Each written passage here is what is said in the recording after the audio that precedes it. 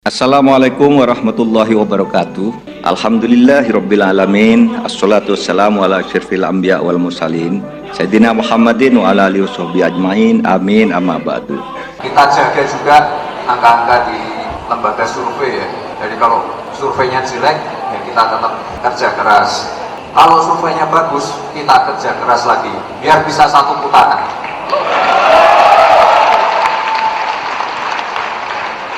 Saya juga waktu deklarasikan sudah memaparkan ya, membocorkan beberapa program yang Prabowo Gibran itu tampak pede bisa menang satu putaran. Apa dasarnya Bang Habib? Prinsipnya kita siap menang ya, mau satu putaran, dua putaran nggak ada masalah ya. Jadi kalau mengacu ke 5 hasil lembaga survei yang terakhir kan gapnya semakin jauh. Tentu sebagai tim pemenangan kita harus optimis, tapi tidak boleh membuat kita tinggi hati. Makanya kami sampaikan kepada grassroots kami, pada pendukung kami, yang terpenting itu adalah kerja keras ya. Satu putaran nggak ada masalah, kita siap ya. Kalau toh 2 putaran kita tetap yakin kita yang akan menang.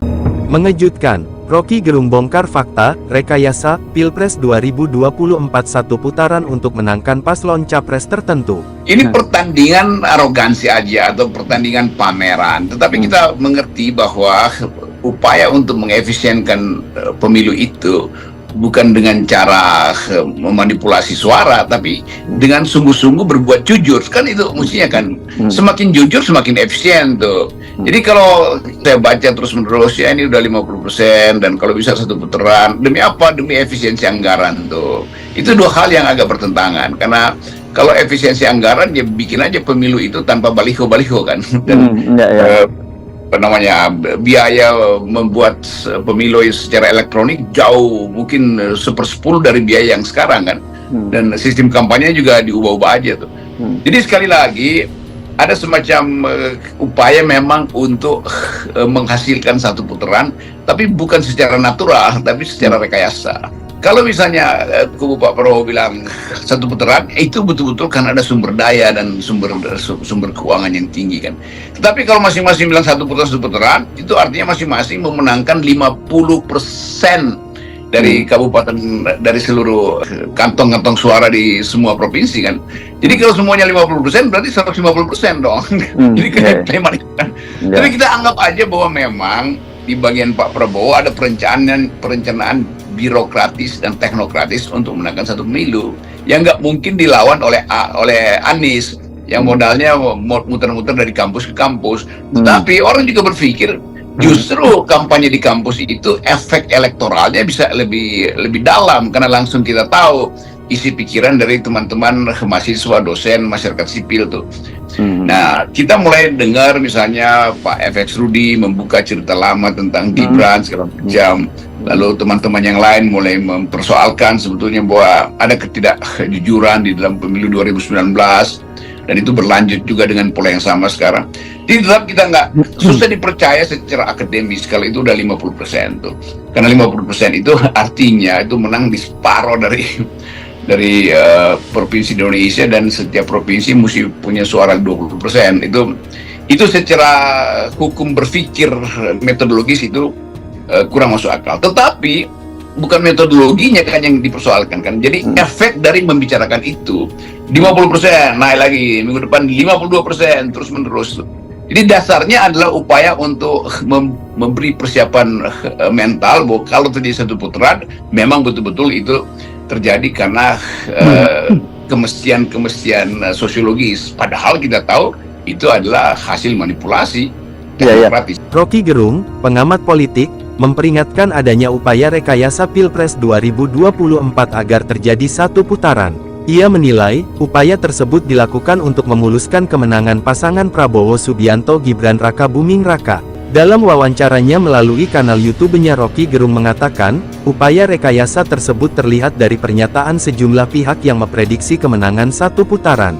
Ia menyebut, pernyataan tersebut tidak masuk akal secara akademis. Kalau sudah 50%, itu artinya menang di separuh dari 34 provinsi Indonesia dan setiap provinsi mesti punya suara 20%. Itu secara hukum berpikir metodologis itu kurang masuk akal, kata Rocky Gerung. Rocky Gerung juga menyoroti penampilan Gibran Rakabuming Raka dalam debat Capres-Cawapres yang digelar pada tanggal 14 Desember tahun 2023. Ia menilai, penampilan Gibran yang dianggap cemerlang tersebut merupakan hasil rekayasa. Setelah debat, Gibran mendapat defisit atau sentimen negatif yang luar biasa di kalangan para netizen. Ini pasti pengaruhnya juga terhadap perpindahan pemilih, kata Rocky Gerung. Rocky Gerung menilai, upaya rekayasa Pilpres 2024 tersebut berbahaya karena dapat melegitimasi kemenangan pasangan Prabowo Subianto Gibran Rakabuming Raka yang tidak berdasarkan legitimasi suara rakyat. Rocky Gerung memperingatkan adanya upaya rekayasa Pilpres 2024 agar terjadi satu putaran. Ia menilai, upaya tersebut dilakukan untuk memuluskan kemenangan pasangan Prabowo Subianto Gibran Rakabuming Raka. Rocky Gerung juga menyoroti penampilan Gibran Rakabuming Raka dalam debat Capres-Cawapres yang dianggap cemerlang namun merupakan hasil rekayasa. Ia menilai, upaya rekayasa Pilpres 2024 tersebut berbahaya karena dapat melegitimasi kemenangan pasangan Prabowo Subianto Gibran Rakabuming Raka yang tidak berdasarkan legitimasi suara rakyat. Pilpres 2024 sudah pasti curang, Anda akan lakukan apa? Wakil Menteri Desa Paiman Raharjo memimpin rapat pemenangan Gibran Rakabuming menjadi wakil presiden. Paiman terekam ketika mengatakan agar jangan dirinya yang tampil di permukaan karena dia pejabat negara. Paiman berkilah bahwa dia adalah Ketua Umum Relawan Sedulur Jokowi. Ini adalah salah satu contoh pelibatan semua pejabat di bawah rezim Jokowi untuk memenangkan Gibran di Pilpres 2024. Dipastikan semua pejabat yang berada di posisi kunci tak mungkin lepas dari arahan untuk membantu Gibran. Anda masih percaya dan berharap Pilpres 2024 akan bersih? Tidak mungkin. Pilpres akan dicurangi demi Gibran. Para pelaksana tugas PIT Gubernur, Bupati dan Wali Kota yang diangkat oleh Mendagri Tito Karnavian, diminta atau tidak diminta hampir pasti akan ikut berusaha memenangkan Gibran. Semua mereka ditunjuk untuk tujuan merealisasikan keinginan Jokowi. Kepada Anies Baswedan sewaktu makan siang bersama Kapolres tanggal 30 Oktober tahun 2023, Presiden Jokowi berbasa-basi menjawab Anies bahwa dia akan mengumpulkan semua pejabat pemerintah untuk diberitahu supaya netral dalam Pilpres. Anda percaya kepada Jokowi? Anda percaya dia akan netral?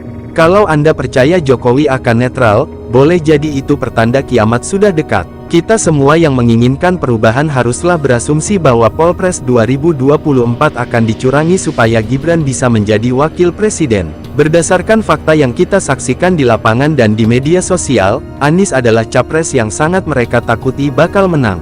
Karena itu, gunakanlah asumsi ini untuk mempersiapkan diri agar suara Anies jangan sampai dicurangi. Waktu Pilpres tidak lama lagi, tim pemenangan Anies dan ratusan kelompok relawan yang tersebar di seluruh Indonesia perlu memikirkan bagaimana cara mencegah kecurangan dalam penghitungan suara Pilpres. Salah satu yang kini banyak dipikirkan adalah soal saksi di setiap TPS. Ada 820,161 TPS yang tersebar di 83,731 desa dan kelurahan. Tim Anies memerlukan minimal satu saksi di tiap TPS. Para saksi itu haruslah orang yang terlatih dan memiliki stamina. Dan mereka haruslah militan dalam melakukan pengawalan di TPS. Apakah cukup saksi yang militan dan terlatih? Tidak cukup. Kubu Amin perlu menyiapkan perangkat yang cekatan untuk menghadapi sengketa di MK dan MA. Cukup, juga masih belum. Kenapa? Karena pencurangan Pilpres 2024 diperkirakan akan dilakukan jauh lebih dahsyat dari 2019. Karena bagi Jokowi, Gibran wajib menang. Sehingga, kecurangan akan lebih masif dan dilakukan dengan lebih sophisticated, lebih canggih. Plus, dana yang tidak terbatas. Selain prinsip Jokowi bahwa Gibran tak boleh kalah, ada satu lagi yang tidak boleh terjadi, yaitu, Anies menang. Bagi Jokowi, Anies harus padam di Pilpres. Nah, apakah Jokowi saja yang punya prinsip tak boleh kalah? Tentu tidak. Para pendukung perubahan juga keras dalam sikap. Pendukung kubu perubahan siap berjuang maraton di level apapun. Bagi mereka, kecurangan tidak akan diterima begitu saja. Kali ini, rakyat siap menghadapi segala kemungkinan, termasuk kemungkinan penyelesaian di luar jalur hukum. Diperkirakan, massa yang selama ini menunjukkan antusias dalam jumlah ratusan ribu hingga jutaan, akan siap melawan skenario jahat para penguasa. Terima kasih telah membaca tulisan ini. Tapi, ada satu pertanyaan. Yaitu, kalau Pilpres sudah pasti curang, Anda akan lakukan apa? Siapa namanya anaknya Jokowi? Dia tahu semua, padahal demi Allah dia tidak akan memberimu syafaat di akhirat. Iya. Setelah dewasa diangkat menjadi rasul. Dewasa baru diangkat rasul, bukan 25 tahun. 25 tahun itu menjadi suami, menunjukkan pesan moralnya. Memimpin satu keluarga 25 tahun sudah boleh. Tapi kenapa Allah melantiknya menjadi rasul 40 tahun? Ada pesan moral. Di bawah 40 tahun belum bisa kau mimpin. Bisa, tapi resikonya besar. Siapa di antara mereka yang suka makan barang haram? Mereka yang terima uang pilkada ketika pencoblosan.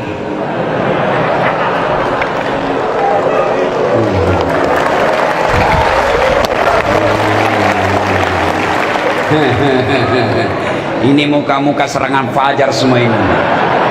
Saya dengar kabar di sini Balangan karena penduduknya sedikit, maka harga nyogoknya mahal. Iya toh?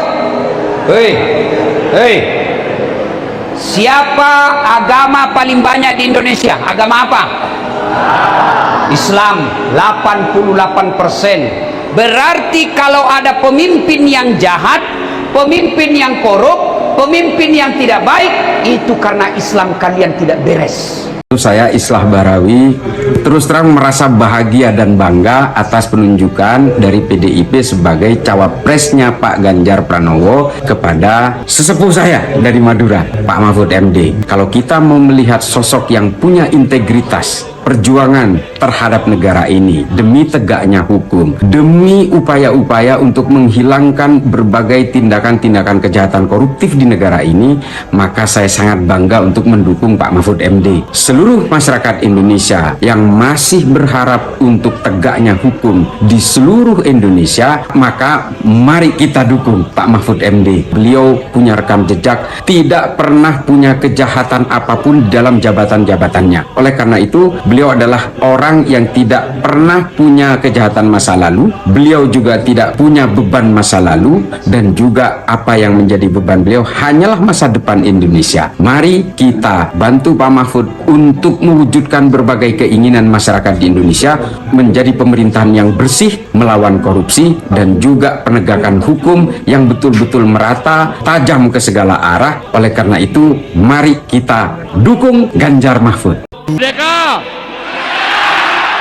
Tempat ini menjadi saksi bagaimana pidato Bung Karno selalu menggetarkan. Dedication of life disampaikan di sini, mengajarkan kita agar bisa mengabdi pada bangsa dan negara. Infrastruktur yang hebat, IKN yang tidak hanya memindahkan tempat dan ibu kota, tapi membuka mindset, merubah mindset untuk menjadi negara maju, termasuk hilirisasi industri yang akhirnya kita diperhitungkan oleh dunia. Hari ini kita meneguhkan hati, bekerja keras dengan api semangat yang tak pernah padam, menangkan PDI Perjuangan dan calon presiden PDI Perjuangan Ganjar Pranowo. Siap. Seperti Mbak Puan tadi sampaikan, itu juga Bapak Ibu yang mesti kita pertahankan, kita lanjutkan. Namun itu tidak bisa terlaksana kalau kita tidak menang hat-trick besok pagi. Bapak Ibu, itu tidak akan terwujud kalau kita tidak kompak. Maka pesan Bu Mega kepada kita semuanya, agar kita bisa bersatu, kita berdiri seteguh karang yang tetap tegar dalam gempuran-gempuran ombak sekeras apapun. 2013 lalu, pemilihan Gubernur Jawa Tengah, PDI Perjuangan dan Ganjar Pranowo memenangkan itu. Dan itu di bawah pimpinan Mbak Puan. Insya Allah kita akan mengulang kembali di 2024. Insya Allah. Mohon doanya.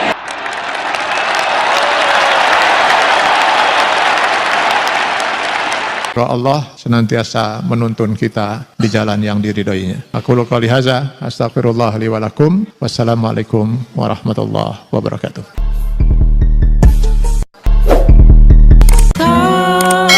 Terima kasih.